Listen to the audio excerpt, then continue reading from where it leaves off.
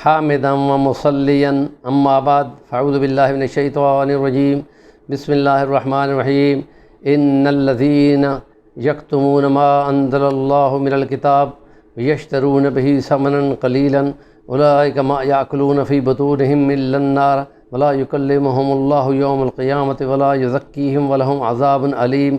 وقال الله تعالى في مقام آخر سورة توبہ یا ایھا الذین آمنوا ان کثیرا من الاحبار والرہبان لیأکلون اموال الناس بالباطل ویصدون عن سبیل اللہ فبشرهم بعذاب علیم. صدق اللہ العظیم. رب اشرح لی صدری ویسر لی امری واحلل عقدۃ من لسانی یفقہوا قولی.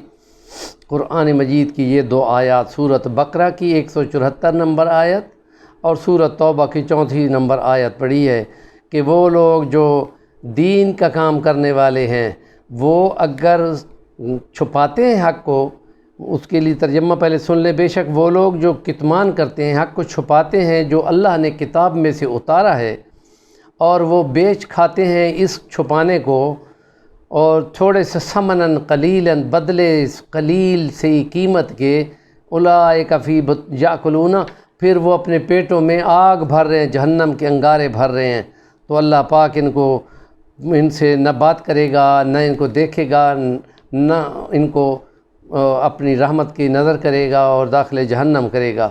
اور دوسری آیت جو سورۃ توبہ کی 34 نمبر آیت ہے، بے شک ایمان والوں بہت سارے پیر علماء اور بہت سارے پیر مذہبی پیشوا وہ مال لوگوں کا ضرور کھائیں گے باطل طریقے سے، اور ان کو رائے حق سے بھی دور کر دیں گے. تو بے شک ان کو یہ بہت بری خبر دے دو اللہ کے عذاب کی علیم کی. تو وہ جب یہ دنیا کماتے ہیں اور دین کو چھپاتے ہیں تو اس چھپانے کو کہا کہ یہ تم جو لیتے ہو ثمناً قلیلہ ہے. علماء یہاں لکھتے ہیں مفسرین کہ ثمناً قلیلہ کیوں کہا، اگر ثمناً کثیرہ ہو کہ جتنا ثمناً کثیرہ بھی ہو، مقابلہ یہاں کا آخرت کا آتا ہے. یہ علماء دین کا کام کرنے والے ہیں، یہاں انہوں نے حق بتانا تھا. تو اللہ کے دین کے ابلاغ کرنے والے علماء اور پیر ہوتے ہیں، وہ اگر کچھ کھانا پینے شروع کر دیں اور حق پر ہاتھ رکھ دیں، حق پر چھپا دیں، تو وہ جتنا بھی لیں وہ قلیل ہے. کیوں؟ یہ دنیا قلیل ہے، تھوڑی سی زندگی ہے، امتحان گاہ ہے، اور آخرت ابدالآباد کی زندگی ہے، ہمیشہ کی ہے، اور اس کی نعمتیں اور اس کے اللہ کے انعام اور خدا کی رضامندی ابدالآباد کی بہت بڑی ہے، اور اس کا عذاب بھی بہت بڑا ہے. اس کے مقابلے میں یہ دنیا بہت قلیل ہے. اس لیے کہ قیامت کے دن خدا کلام میں اور جگہ فرما چکا ہے کہ وہ اگر کوئی بدلے میں زمین سے آسمان جتنا سونا بھی بھر کے دے گا ہم قبول نہیں کریں گے. پہلی بات یہ تو ممکن ہی نہیں ہے. تو خدا کا ہے ممکن فرض کر لو کوئی لے کے آتا ہے زمین تو آسمان جتنا سونا بدلے میں کہ اس کو چھوڑ دیا جائے، تو کہا ہم قبول ہی نہیں کریں گے. تو خدا تعالیٰ ہے نا، اس کو تو کسی چیز کی پرواہ نہیں ہے. تو وہ بہت سارے پیر، بہت سارے مولوی، اسی لیے نبی کریم صلی اللہ علیہ وسلم نے فرمایا میری امت بھی اہل کتاب کی طرح سیم اسی طرح چلے گی. اگر وہ کسی بل میں گھسیں گے، کسی گو کی بل جو ہوتی ہے، غار ہوتی ہے، یا ایسی جگہ پہ گھسیں گے تو مسلمان بھی پیچھے گھستے چلے جائیں گے. اور جیسے پیئر آف دی شوز پڑا ہو، دونوں جوتے اکٹھے پڑے ہوں، ایک جیسے ہی نظر آتے ہیں، یہ بھی اسی طرح انہی جیسے نظر آئیں گے اور بالکل اسی جیسی باتیں کریں گے. تو اس لیے قرآن نے ان کی خامیوں کو بیان کر کے اس امت کو وارننگ دی ہے کہ دیکھو تم ایسے نہ کرنا. اور وہاں پہ مدینہ کے اندر عبداللہ ابن السلام بہت بڑے عالم تھے یہودیوں کے، بہت بڑے. تو وہ جب دین پہ آ گئے تو انہوں نے یہودیوں نے اسی عالم کو جس کے لیے بڑی تعریفیں کرتے تھے اس کو گالیاں دینی شروع کر دی تھیں.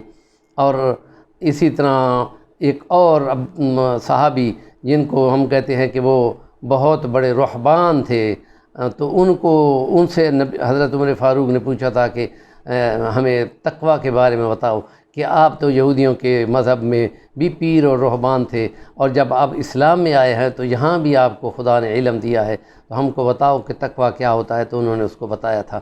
بہت سارے علماء تو جو دین چھپانے والے تھے وہ دین چھپاتے رہ گئے اور دنیا خرید لی ہوئے، لیکن مر گئے تو اب ہمیشہ کے لیے جہنم رسید ہو گئے. اس لیے کہ دوسروں کے گمراہ کرنے کا گناہ بھی ان پر آئے گا اور دنیا جو کھا لی وہ تو بہت قلیل ہے، اس لیے قلیل کہا۔ اور اس لیے نبی کریم صلی اللہ علیہ وسلم نے فرمایا کہ قیامت کا دن ہوگا اور یہاں پر میں حوض کوثر پہ کھڑے ہوں گا، اور ایک گروہ لوگوں کا وہ فرشتے اس کو روک رہے ہوں گے کہ نہ آؤ حوض کوثر کی طرف۔ حضور کریم صلی اللہ علیہ وسلم دیکھ کر فرمایا کہ آنے دو میری امتوں کو آنے دو۔ تو نبی کریم صلی اللہ علیہ وسلم کی اس حدیث میں ہے کہ فرشتے آگے سے کہیں گے اللہ کے رسول آپ کو نہیں پتہ انہوں نے آپ کے بعد آپ کے دین کے ساتھ کیا کیا ہے۔ اب فرمایا انہوں نے کیا کیا؟ ان کا آپ کے دین کو بدلا ہے۔ تو حضور نے فرمایا کیا میرے دین کو انہوں نے بدلا ہے؟ تو سحقن من غیر بعدی دینی۔ تو دین کی اتباع قرآن میں اور نبی کریم صلی اللہ علیہ وسلم کی سنت میں ہوتی ہے۔ جو سنت کو چھوڑ کر بدعت کو اختیار کرے گا نبی کریم صلی اللہ علیہ وسلم کے حوض کوثر سے اس لیے محروم ہوگا کہ نبی کریم کی حدیث ہے کہ حضور فرمایا سحقن من غیر بعدی دینی، جس نے میرے بعد میرے دین کو بدلا دنیا کے ثمن قلیلا لینے کے لیے۔ بس جتنا بھی وہ کمال ہے یہودیوں کی طرح وہ دنیا قلیل ہی ہے، اور جو رسم کھانے اور پینے والی مختلف رسوم بنا کر کھانا، اور یہ ڈر جانا نہ ڈرنا کہ محشر میں نبی کریم صلی اللہ علیہ وسلم فرمائیں گے کہ ہٹ جاؤ میری نظروں کے سامنے، میں تمہیں دیکھنا بھی نہیں چاہتا، تو وہ تو محروم ہو جائیں گے۔ اس لیے بدعت نکالنے سے بچنا چاہیے۔ اور دوسری حدیث میں نبی نے فرمایا کل بدعت ضلالۃ وکل ضلالۃ فی النار۔